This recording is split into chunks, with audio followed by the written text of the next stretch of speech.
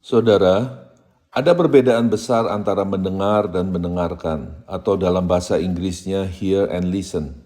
Sebab apa yang kita dengar belum tentu kita dengarkan.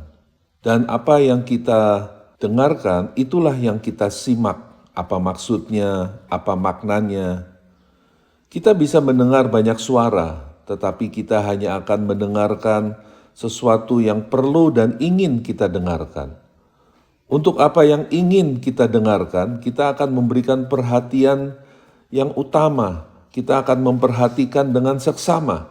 Banyak orang kehilangan hal-hal baik dalam hidupnya karena tidak biasa mengembangkan seni untuk mendengarkan. Mereka lebih banyak berbicara sehingga tidak punya kesempatan untuk mendengarkan dan merenungkan. Akibatnya mereka kehilangan banyak informasi dan pelajaran penting tentang kehidupan.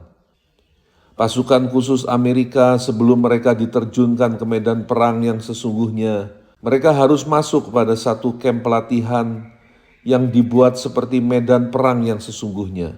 Dan di situ mereka dilatih oleh para veteran perang yang hebat-hebat. Para prajurit ini mengembangkan kemampuannya untuk bertahan hidup di medan yang sulit dan akhirnya keluar sebagai pemenang dengan cara mendengarkan dan mengikuti instruksi-instruksi yang diberikan oleh para instruktur mereka dengan sebaik-baiknya. Nah saudara, demikian juga dengan kita. Bila kita ingin belajar menang dalam hidup ini, maka kita perlu belajar untuk mendengarkan dan mentaati instruksi yang diberikan oleh Roh Tuhan di dalam hati kita. Kebanyakan orang lebih mendengarkan arahan dan instruksi dari dunia ini ketimbang mendengarkan instruksi Tuhan melalui Roh Kudus. Itulah yang dikatakan oleh Tuhan Yesus di Yohanes pasal 10 ayat 27 yang mengatakan, "Domba-dombaku mendengarkan suaraku, dan aku mengenal mereka, dan mereka mengikuti aku." Saudara, Tuhan Yesus mengatakan bahwa orang-orang yang mengenalnya akan mendengarkan suaranya. Mendengarkan, listen, menyimak.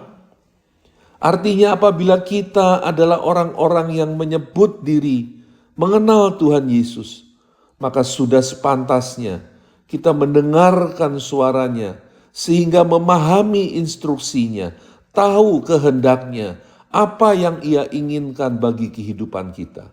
Belajarlah mengembangkan seni mendengarkan dengan baik.